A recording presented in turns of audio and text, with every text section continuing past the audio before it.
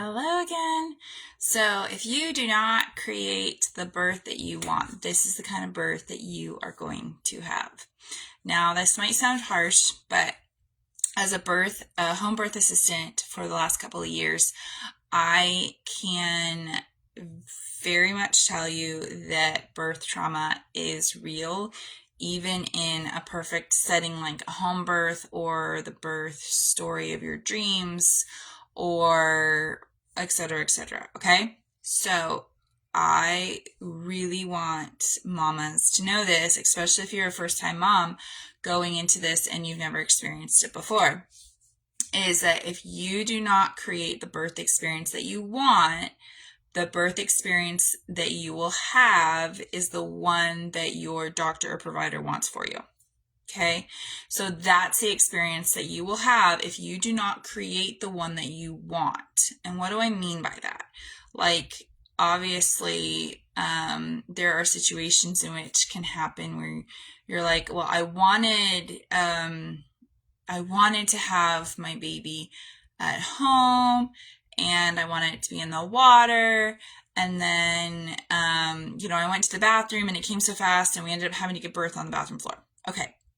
Like, yes, that's not exactly like what you wanted. But if you don't work for what you want, then you will allow yourself to just kind of ebb and flow with whatever goes. Okay. So for instance, I'll give you a little bit of my birth story with my number 6. It was a baby. It is a baby girl, but we didn't know that. We had a surprise gender, so we didn't know what the gender was for the whole pregnancy. And I have a tendency of going late, so we kind of anticipated that she wasn't going to arrive before 41 weeks. And so we planned on that. I had lots of things to do, keep me entertained, scheduled some like massages and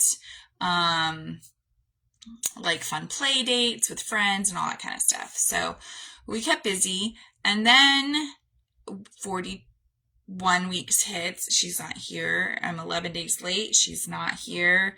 We just keep, every day I wake up pregnant and I'm like, I can't believe I didn't like have contractions start in the middle of the night and have this baby. Like, I can't believe I'm waking up pregnant every day. Well, my desire was for a home birth. I really, really wanted a home birth. But in the state of Florida, which is where I live, you can only have a home birth up to 42 weeks. And then you have to go in for an induction because the midwives cannot attend the home birth for risk of losing their license and would never want to put anyone in that position. So we hit 40, we hit the day before 42 weeks and still no signs of labor, nothing. My midwife has a contract with her OB backing so that if you do a BPP, which is like a sonogram that measures the baby's growth and everything, and then you also have to do a stress test on the baby. So I didn't want to be honest, like I really didn't want to have to jump through those hoops. I didn't want to have to spend the extra money to get the tests done. I didn't want to have do the tests and be told you have to go to the hospital anyway. And so I was really fighting this situation where I was having to do these things. And my husband gently reminded me of like, hey, like these are the things we need to do now to get us what we want, which is the home birth in the birth pool with our family around us. And so if that's really what you want, then these are the things we need to do. And I really appreciated that reminder because he was right. If I want the birth of my desires is to be in the pool with my family around me, if I want that, then I'm now in a situation where these are the things that I need to do.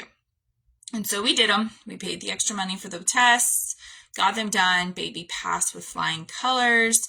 So we have now 3 more days and 2 more days pass and I'm still waking up every morning pregnant and no signs of labor or whatever. And so I told my midwife, I was like, I really think you need to break my water. Baby just, there's a lot of amniotic fluid, and I think baby's just floating around in there super happy and really needs that extra motivation to come out.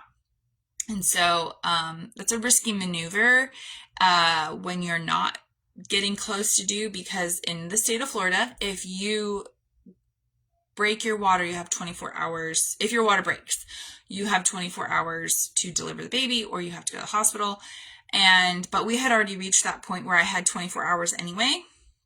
So in 24 hours, I would be going to the hospital regardless of whether or not I had had the baby at home or not. So she agreed. She came to my house, tried to break my water. It's challenging to break your water when there's no contractions to help kind of like push the sac through and away from the baby's head. And so she's like, I'm trying, but I don't really feel like I got it well. But she had gotten enough to get that first layer. So there's actually 2 layers. So she just nicked the first layer, and we had some water, amniotic fluid, come out. And so now I'm walking around my house. Contractions are kind of starting. So she takes me back into the bedroom about an hour and a half later. About an hour later. So I'm having a few contractions, and so she tries to break my water again. This time she gets it. It breaks fully, and there's not a huge gush. There's just a nice like pop of water, and so then contractions really, really start. And we're like, all right, this is it. This is labor. We're having this baby. The kids are so excited, super, super thrilled. Can't wait. And so we're blowing up the pool in my bedroom, and I'm just sitting on the edge of my bed having contractions, and I'm just like, this is it. This is happening. And so about an hour after she breaks my water, I go to the bathroom. And I walk back, and I'm standing between my bathroom and the pool and in my bedroom, and I feel 2 back-to-back contractions that are pretty strong. And I'm like, okay, I just went through transition. And I used my pain blend, which if you haven't had a baby yet and you want to know what the pain blend is, please message me, because it's a blend of essential oils that makes a huge difference. Like, the reason why I could stand there and go through 2 back-to-back contractions that were pretty strong and just be super calm and be able to look at her and say, okay, I just went through transition, instead of it being like panic mode, is because of this oil blend that I use. And so I climb, and so I told her, okay, I reached transition, so I climb into the pool, and then I'm in the pool for a few minutes and just loving it. Like, oh my goodness, the water, it felt so warm and so good. And then I'm like, okay, I'm starting to push. And so I ended up pushing for 8 minutes, and baby came. 9 pounds, 4 ounces. And it was like, yes, this is why we jump through those hoops. This is why we do those things that we do, because this is the birth that I want. Okay. So if you don't know what kind of birth you want, if you don't know how you want to feel in the moment, if you don't know what kind of experience you want to have, then you're going to get the experience that just comes at you. And a lot of times what just comes at you ends up feeling like you're not in control. And then it's when you feel like you're not in control and things are happening to you or for you without your full knowledge and consent, that's when birth trauma comes in. And that's when the experience becomes filled with all of this trauma and this regret and this, I wish I would have, or I should have done this, or hindsight being 2020, I could have done better, or all of those things. And so you don't want those feelings of regret and shame associated with your birth story. You want feelings of empowerment and I got the birth that I wanted, and I had this thing that was important to me and I got it. And those are the kinds of stories we want women to have, the being of empowerment and and a fulfillment. So if you're stuck and you're feeling super anxious about labor and delivery, or you're terrified of it, some women are terrified, and you're just like, I don't even know what I want, I just don't want to go through it, then you're not in a place where you know what you want. You're in a place where you know what you don't want. And knowing what you don't want is good, but it's not going to get you the birth that you want because you haven't focused on what you want to create.